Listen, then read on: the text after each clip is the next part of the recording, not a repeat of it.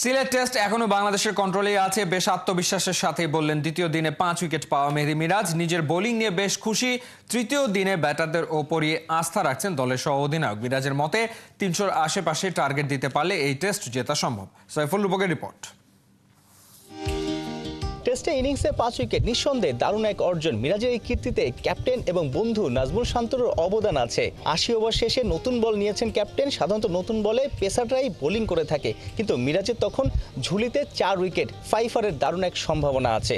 Captain বন্ধু নাজমুল শান্ত 81তম ওভারটা মিরাজকে দিলেন এবং সে সময় আসলে মিরাজ 5 উইকেটটা তুলে নিলেন। এই ছবিটা দেখছেন মাস 9 আগে গেল অগাস্টে রাওয়ালপিন্ডিতে মিরাজ সবশেষ 5 উইকেট পেয়েছিলেন এবং অনার্স বোর্ডে তিনি নিজের নাম লেখা তার কীর্তিটা তিনি সেখানে তুলে ধরেছিলেন। ভবিষ্যতে এই মেমোরি আসলে দেখলে আরও বেশি আসলে ক্ষুধাটা বেড়ে যাওয়ার একটা সম্ভাবনা থাকে, কিন্তু বাংলাদেশের কোনো মাঠেই কিন্তু এই অনার্স বোর্ড নেই এবং এই কালচারটা এই সংস্কৃতিতে আসলে তৈরি হয়নি। মিরাজ কি এগুলো পোড়ায়? প্রত্যেকটা মানুষের অর্জন এটা কিন্তু ভালো লাগার বিষয়, কারণ অর্জন কিন্তু একদিনে আসে না, অনেক কষ্ট করতে হয়, তারপর অর্জনটা আসে। যেটা বললেন যে রাওয়ালপিন্ডিতে ওখানে 5 উইকেট পেয়েছিলাম, আর নাম দেখেছি, ভালোই লেগেছে যখন চ্যাম্পিয়ন্স ট্রফি খেলতে গিয়েছি।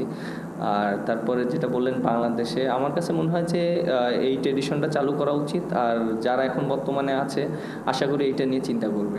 82 রানে পিছিয়ে থেকে বাংলাদেশের দ্বিতীয় ইনিংস শুরু। বলা যায় বাংলাদেশের ব্যাটিংটা গেল কয়েক বছর ধরে দেশে বিদেশে ব্যর্থ হয়ে আসছে এবং চাপ সামলাতে পারছে না। দ্বিতীয় ইনিংসে বা তৃতীয় দিনে বাংলাদেশের মিডল অর্ডারের উপর আসলে বড় প্রত্যাশা বা আশা থাকছে, যদি এই টেস্টটাতে আসলে তারা চ্যালেঞ্জ ছুড়ে দিতে চায় জিম্বাবুয়ের, কিংবা টেস্টটা বাঁচাতে চায়। তৃতীয় দিনে আসলে আলটিমেট টার্গেটটা কি? দ্বিতীয় দিনে বোলিং ইউনিটকে কত মার্কস দেবেন মেহেদী মিরাজ? এখানে আমাদের ভিডিও ফুটেজ আছে। আমি হয়তো ফার্স্ট স্পেলে যখন বোলিং করেছি আমি জিজ্ঞেস করেছিলাম যে আমার স্পিডটা কেমন, এখানে এই স্পিডে বল করলে কেমন হবে, ব্যাটসম্যানের জন্য ডিফিকাল্ট। উইকেটটা তো আসলে আপনি গেলেই উইকেট পাবেন না, বাট ব্যাটসম্যান যেন কষ্ট করে খেলে বা রান না বের করতে পারে, তখন একটা সিচুয়েশন আউট হবে। সো ওই মিস্টেকটা যেন করাতে পারি সেইভাবে মেন্টালিটি ছিল, সেজন্য হয়তো উইকেটগুলো পেয়েছি। ব্যাটসম্যানরা যেন সবাই রেসপন্সিবিলিটি নিয়ে একটা বড় স্কোর করতে পারে। এখন যে উইকেট আছে আমার কাছে মনে হয় আমরা যদি প্রপার ব্যাটিং করতে পারি, আমরা ইনশাল্লাহ আমরা চেষ্টা করব যে আমরা যদি 350 থেকে 400 রান করতে পারি, এটা আমাদের টিমের জন্য অনেক ভালো হবে।